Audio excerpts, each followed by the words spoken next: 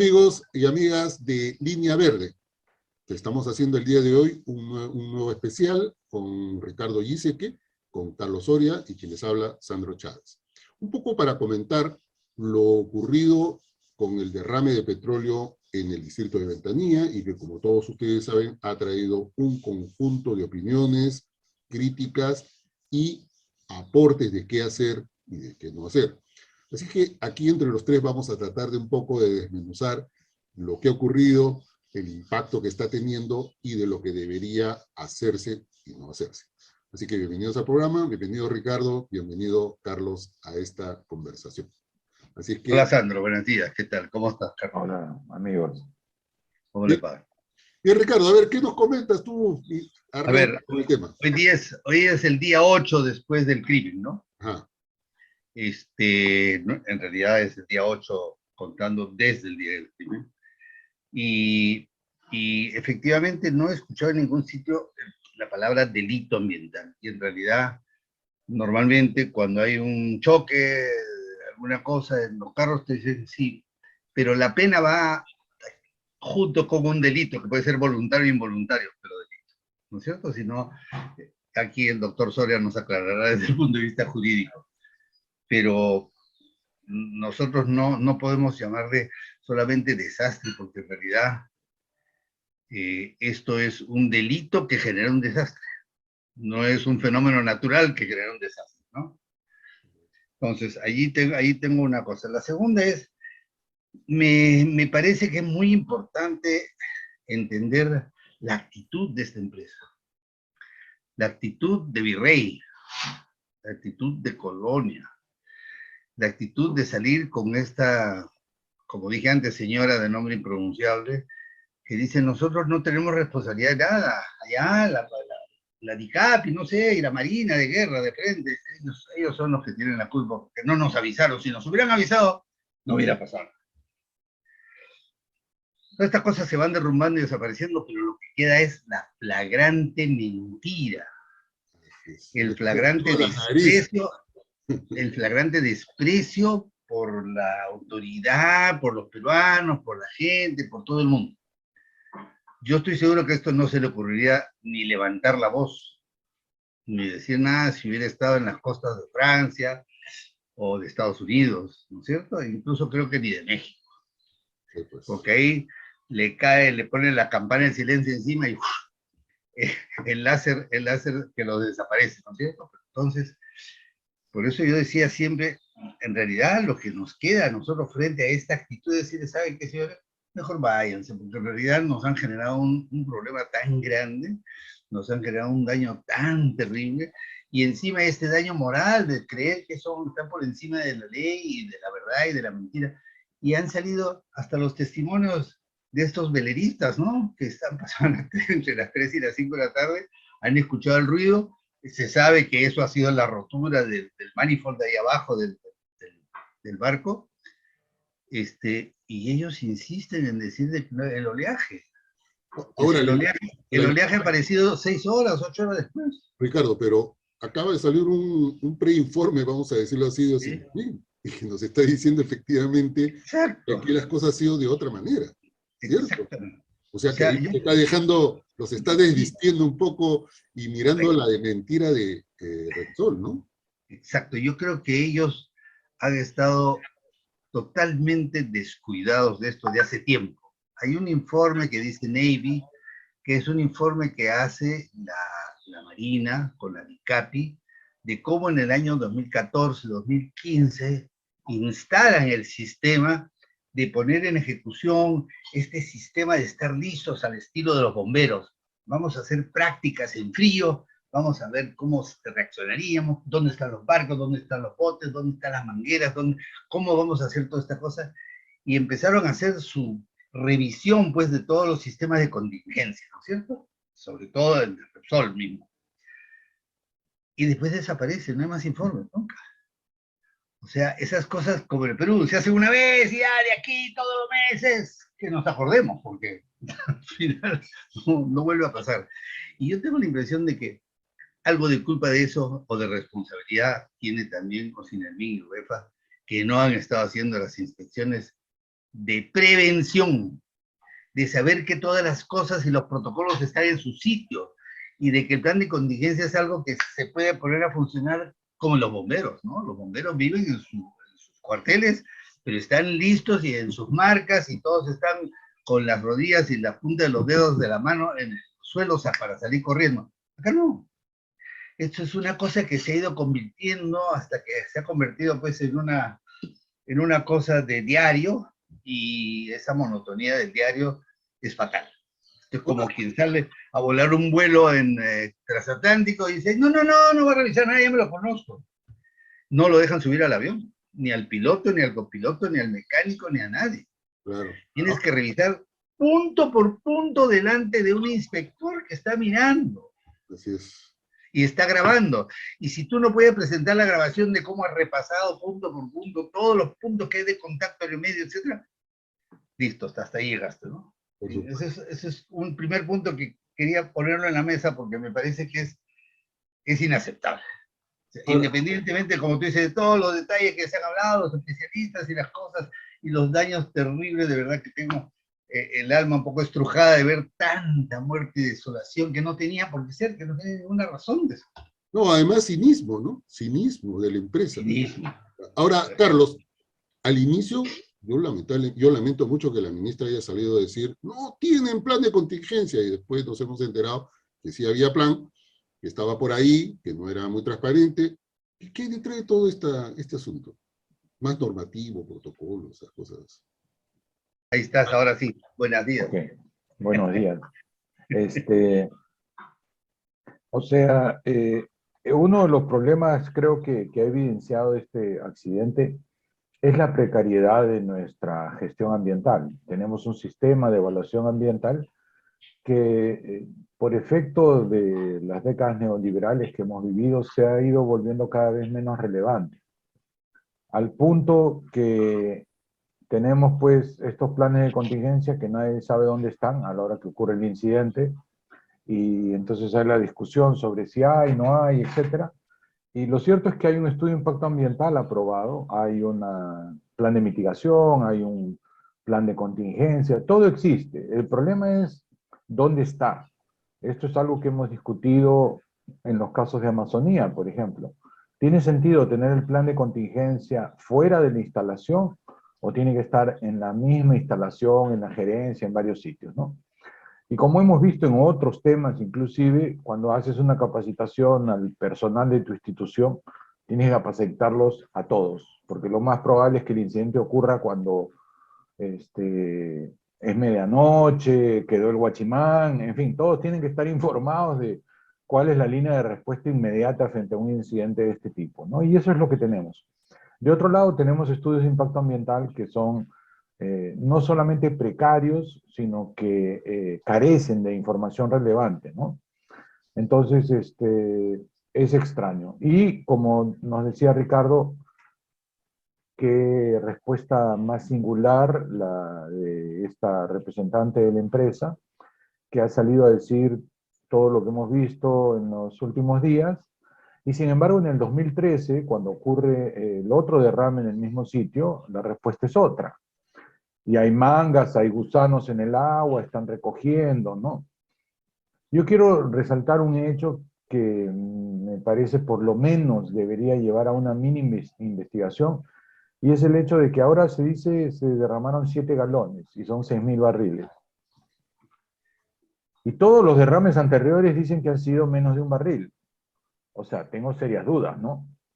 Si no pueden diferenciar entre 7 galones y 6.000 barriles, un barril me está hablando de algunos miles de galones, por lo menos. En fin, ahí hay una revisión que hacer, y este es un problema pendiente del Ministerio de Ambiente en su función de revisión y de ajustes al sistema de evaluación ambiental, ¿no?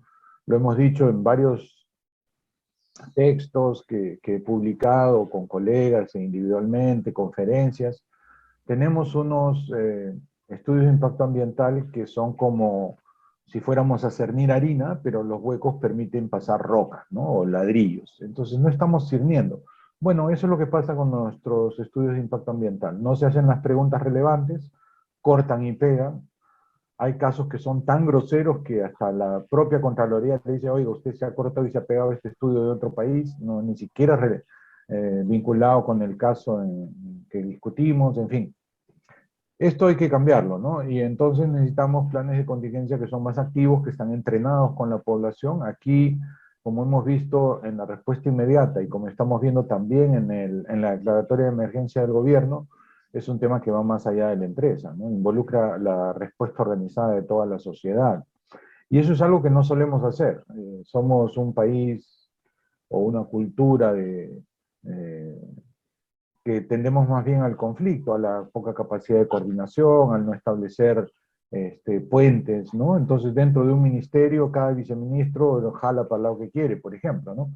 Imagínate eso en un distrito, en una provincia donde tienes 15, 20 instituciones presentes y hay que coordinarlo, ¿no? Eso no es lo que hemos hecho, eso es algo que deberíamos comenzar a cambiar. El derrame nos da esta oportunidad. Lamentablemente el costo es altísimo desde el punto de vista ambiental y social, y ahí, bueno, ya entraremos más adelante a conversar eso. Ahora, mira, interesante algo que dices, Carlos, porque si bien es cierto, inclusive probablemente no se ha desarrollado una cultura de cooperación frente a desastres de estas características, pero sí hay una respuesta voluntaria de la gente, ¿no? Espontánea, que quiere solidarizarse, que quiere resolver.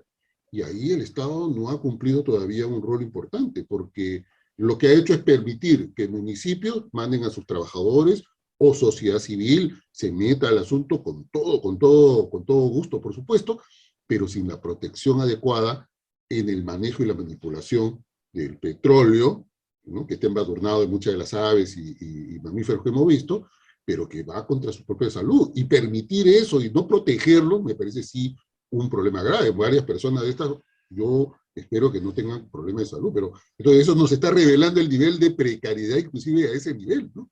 O sea, más allá Bueno, de la empresa. es similar al 11 de septiembre y las Torres Gemelas, ¿no? Comienzan a caer las torres y hay gente que en lugar de huir, va al punto, a rescatar. Y mueren en el acto. Algunos mueren por la contaminación, en fin, ¿no?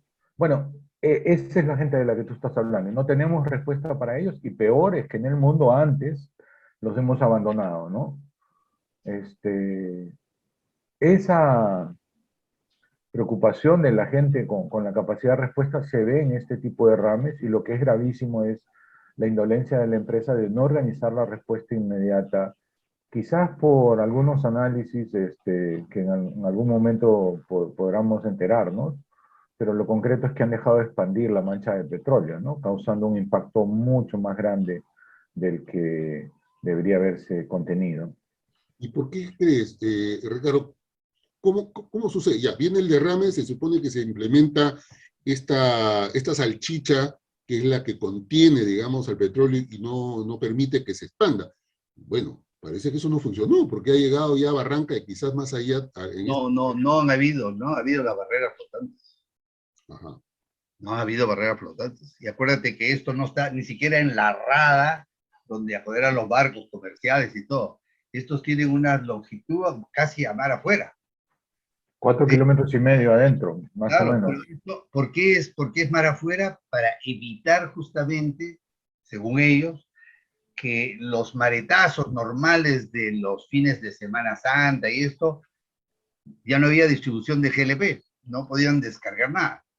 Entonces han implementado estas cosas y todo para eso. Entonces, una vez que se sale esto y tu sistema de contención no funciona y el rompimiento ocurre a las 3:30, 4 de la tarde y a las 11 de la noche reportas 0.16 galones que se han caído. No te pases. O sea, en realidad, ya hasta ese momento yo creo que eso ya estaba saliendo de Ventanilla rumbo a Conca.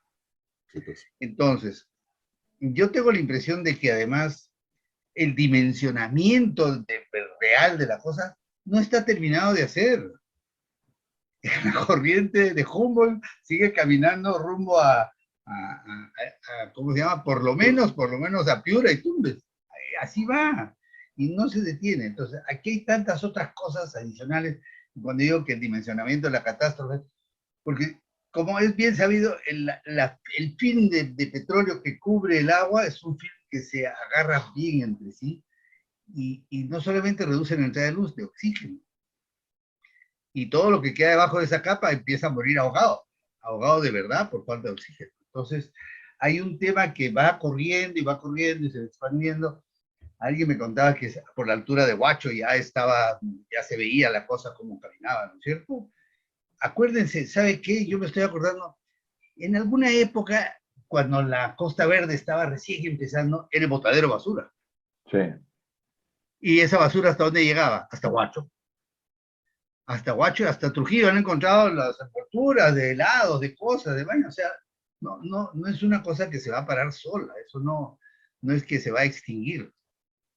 Entonces, creo que ellos y todos deben tener muchísima conciencia de que no es que en la OEFA irresponsablemente dice, no, el área involucrada es 1.732.427 metros con 30. No, ¿qué le pasa? Eso fue el día martes, el día miércoles.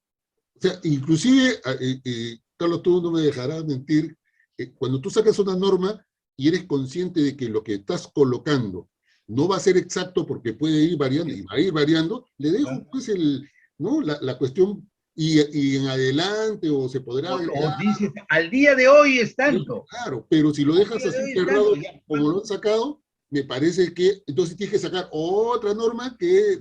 No, lo peor es que eso pareciera que está con una direccionalidad. No se olviden del 2230. Con ese paquetazo, acuérdense que a la OEFA le cortaron las uñas, le cortaron el presupuesto y le dijeron, y a mí me lo ha explicado Manuel, me ha dicho, no, Ricardo, ahora la política es diferente, ahora uno ya no entra a castigar, sino entra más bien a sentarse con el señor, porque seguramente no entendió bien cómo hacer las cosas. ¿Qué tal? Y ahí recortaron más de la mitad de lo que eran las multas.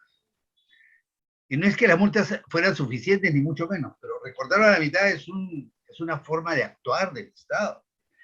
En diciembre, la Sociedad Nacional de Minería y Energía y Petróleo, que ahora está haciendo todos los papeles para votar a Repsol de ahí, ellos tramitaron para que le rebajen a la mitad el impuesto a la renta y las multas. Ajá. Que le rebajen las multas a menos de la mitad. Yo digo, pero...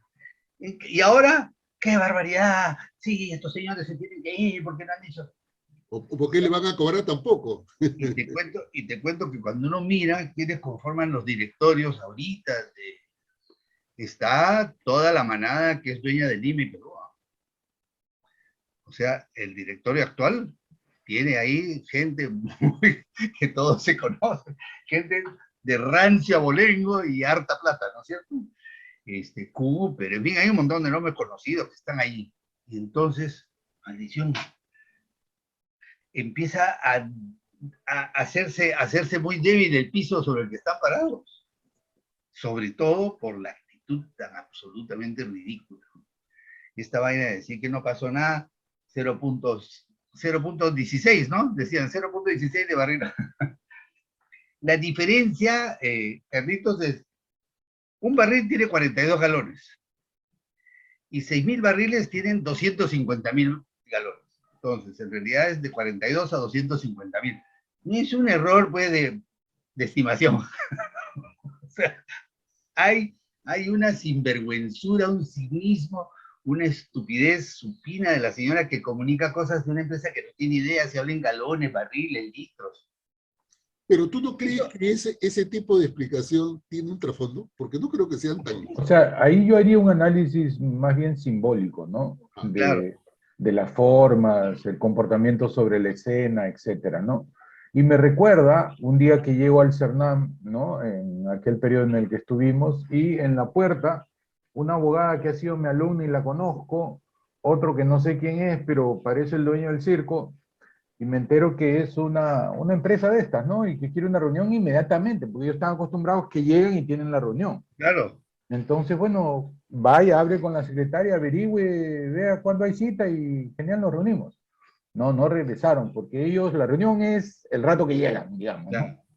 Entonces, bueno, yo creo que en esta señora se lee lo mismo, ¿no? Voltea y le dice al arma más poderosa del país, ¿no? A esa que además es parte Son sus del guardianes. conjunto. Exacto. Y voltea y dice, no, guardianes. acá es la Marina. Estos muchachos que no saben hacer su trabajo. ¿Con qué desparpajo? Voltea a la institución más seria, más conservadora, Está a la hablando con que... uno y voltea y dice así, ¿no? Sí, Claro. son estos. No, no, nosotros nada que ver. ¿Ah? No, Ahora, y no somos a mí responsables. Lo dijo 5 veces. me parece que, o sea, debe estar muy segura de los términos de su contrato, ¿no? Y las cosas que deben haber hecho ahí que probablemente todavía no conocemos, ¿no? Pero Así. afirmar que no tiene ninguna responsabilidad en un momento en que el país y el planeta entero ve su responsabilidad, por lo menos en guiar el inicio de la respuesta, Yo es tengo la grave, ¿no? impresión de que la gente que está muy acostumbrada a su nicho de comunidad y todo, solo se mira el ombligo. Exacto. Todo el resto es una tontería. Ahora, ¿no será que estarán preocupados por el seguro? Y por Pero de todas este maneras, comportamiento. eso es obvio. El hecho, o sea, el mensaje que ella da es de alguien que le ha dicho, tiene que decir esto. Y entonces ella sale, pues dice, total, todo el país de los chunchos. Esto es así, listo, se acabó.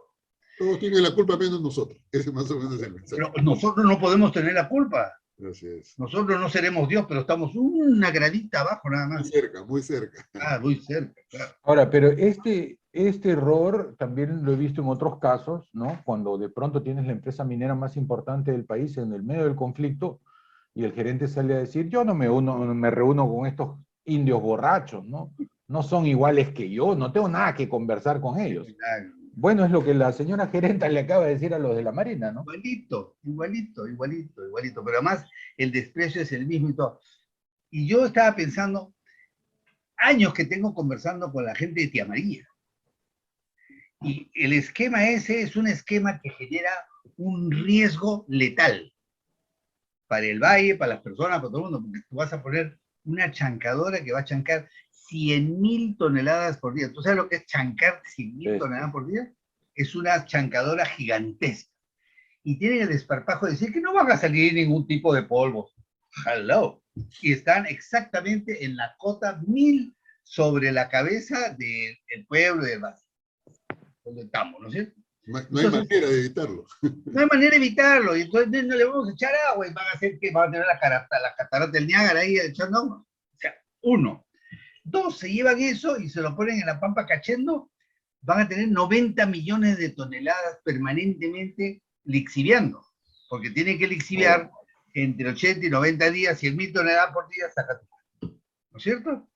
Y te dicen, no, y no va a pasar nada, porque como imagino que ellos ya saben que esto es una cosa que está construida en mármol y que no hay más movimientos sísmicos posibles nunca.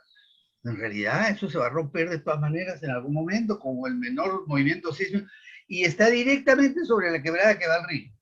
Entonces yo les he dicho, ustedes lo que tienen que hacer, como tendríamos que hacer ahora con todas las empresas que representan un potencial riesgo, decirles, ¿me dejas aquí un fideicomiso de 2.500 millones de dólares? Yo pago el costo del fideicomiso, no te preocupes. Pero si pasa algo, Dios mío, no lo quiera que pase, por lo menos tendremos un árbol a donde ir a llorar. Pero aquí, ¿qué hacemos?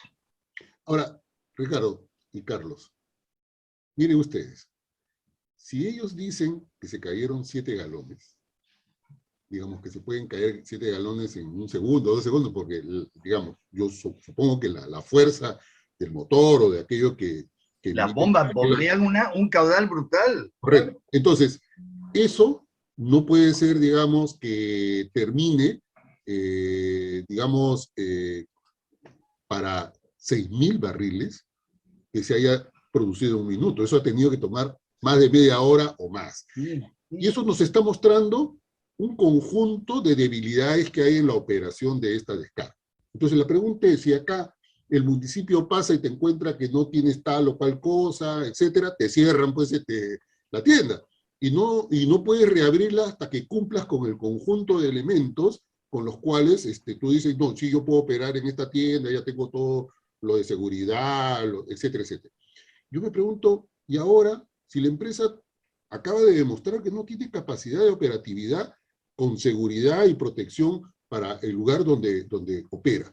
Entonces, no deberían cerrarlo hasta que garantice al gobierno que tiene las capacidades para hacerlo, ¿cierto? Bueno, eso sí quiere decir, ellos tienen una licencia de operación, ¿sí? Independientemente de quién sea, tienen una licencia de operación.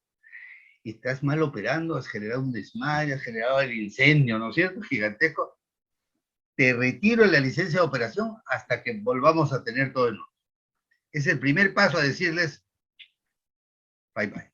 ¿Por qué? Porque no pueden seguir operando. ¿Quién nos garantiza que el resto de sus operaciones están todas bien? Entonces, ¿Quién nos garantiza mañana que hay un incendio gigantesco en la Pampilla? ¿Quién? ¿Ellos? ¿Con esta señora que nos va a dar otra vez esa explicación? Que no, que era un cigarrillo y entonces, ¿qué tal?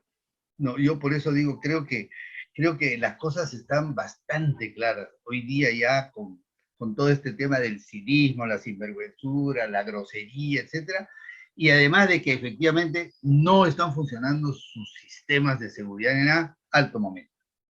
Me das la licencia de operación, no te preocupes, yo importaré el combustible que tenga que importar, va a ir a tu cuenta, tranquilo. claro.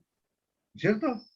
Y luego yo creo que el país tendría que ir pensando en una multa seria. Yo tengo entendido que el British, ¿te acuerdan del BP que estuvo ahí en México, en el Golfo de México, que se estaban perforando un pozo y se salió de las manos todo? ¿Sabes cuánto les costó eso? Después de terminar la operación, 6, 7 meses, limpieza por aquí, por allá, mira, hasta las arqueas, estos microorganismos, y terminaron de limpiar, muy bien. Ahora sí, queremos ya poder empezar, sí, hay aquí una facturita, dijeron los gringos, 5.000 millones de dólares. Y si no, no puedes operar.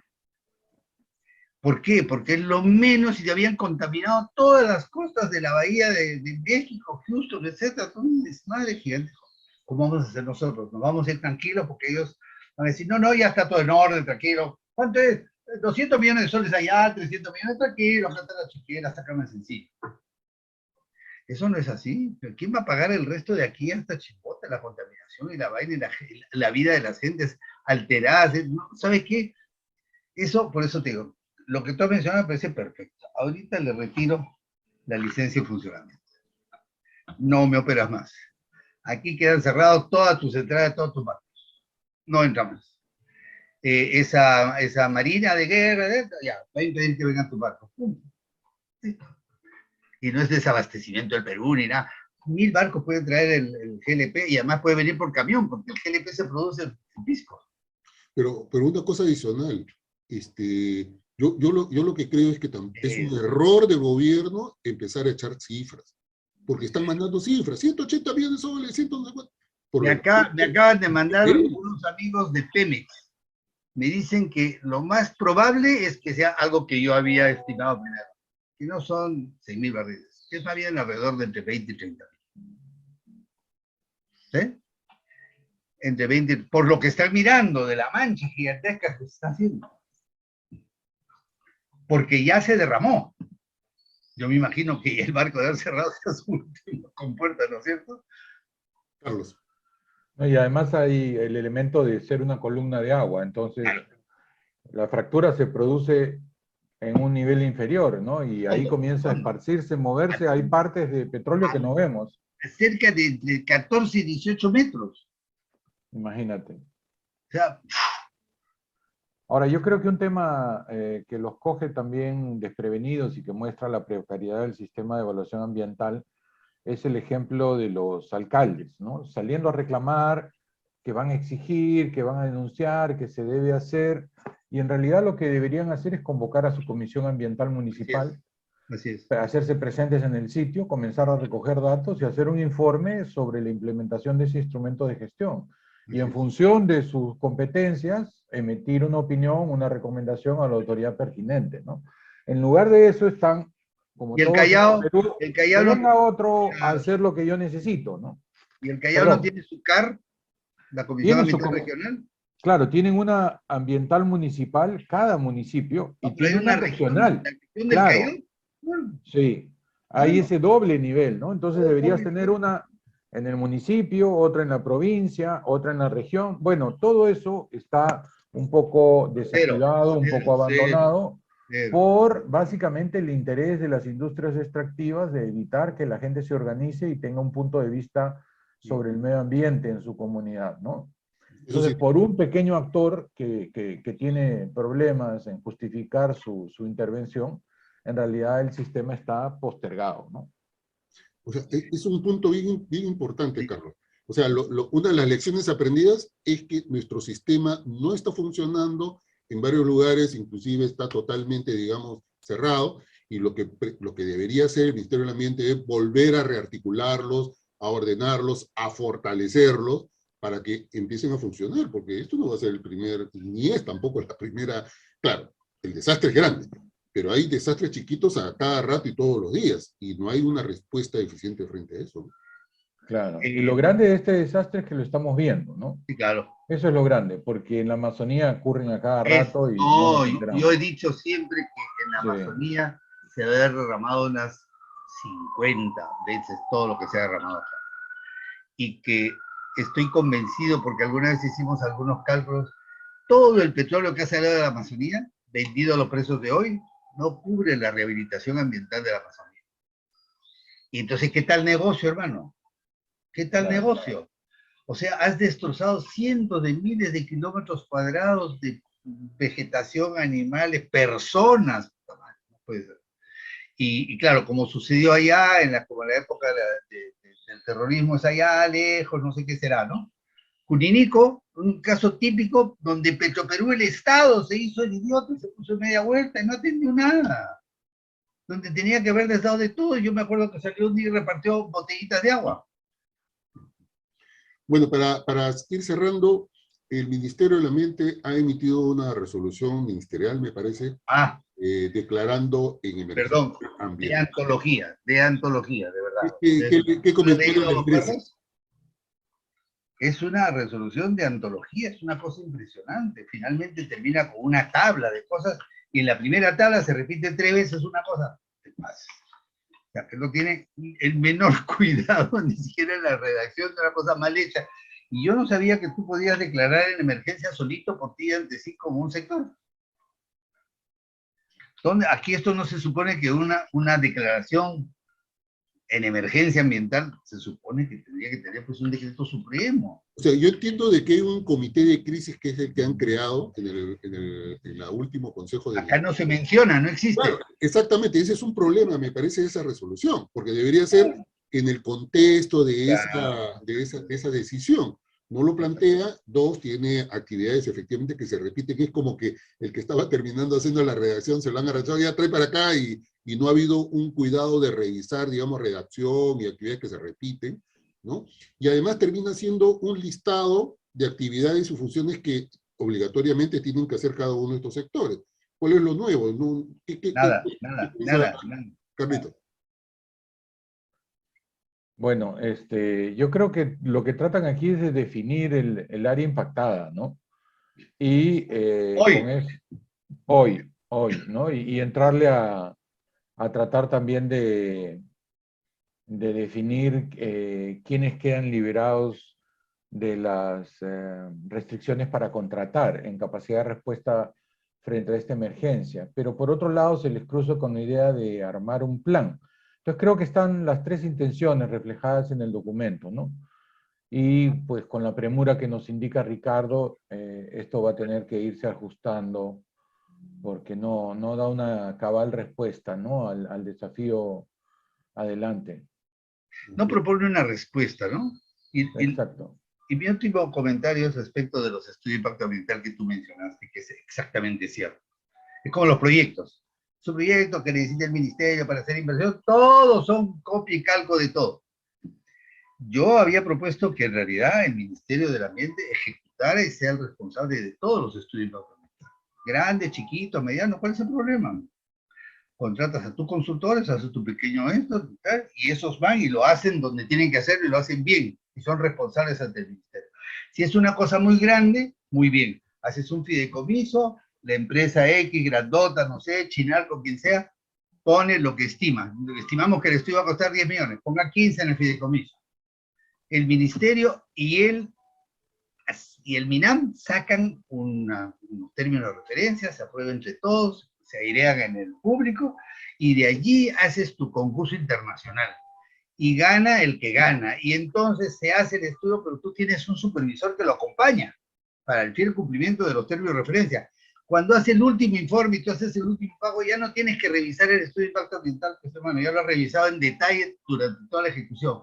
Puede ser 18 meses, 15 meses, lo que fuera. Pero ya no tienes que regresar. Este proceso de regresar a revisar es para ver cómo nos acomodamos, cómo interpretamos de nuevo esta cosa. O simplemente demoras la aprobación para que se apruebe Sí. por no... O la apuras al toque. Entonces, yo tengo la impresión de que algo, como tú has mencionado, la lección es, hay que revisarlo y recrearlo, porque ese sistema así como está no funciona. Se ha convertido en una mesa de partes y hay seguramente gente que hace 20 estudios de impacto ambiental para diferentes cosas. No, y lo peor es que ha bajado el nivel. O sea, Total. ahora más o menos con un estudio de impacto ambiental, te lo compras en una tiendita de fotocopias o una cabina de internet, ¿no? Y el Es que nivel de la redacción, el han nivel inventado ese tema del día, ¿no es cierto? De la declaración de impacto ambiental para los mineros informales, a los que les han dado ahora carta blanca hasta el 24.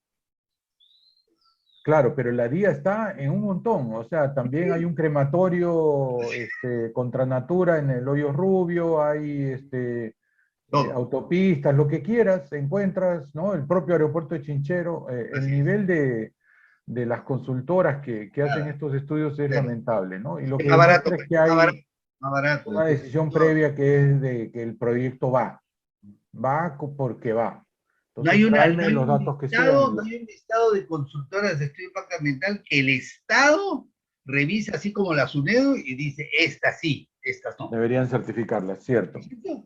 Es mínimo, porque no sé, no entiendo. ¿Tú viste, perdón, Carlos, viste, Sandro, el video que te pasé? Así, claro. Un video que habla de otro desastre en camino, un reportaje que hace Llovera. Te lo voy a pasar, Carlitos, para que lo veas tú. Gracias. Todo es sobre la selva y habla de las comunidades Shipibo-Conibo, que están amenazadas de manera permanente y que ya se han reunido entre ellos, han pedido al Estado que intervenga porque nosotros ya estamos afilando las flechas.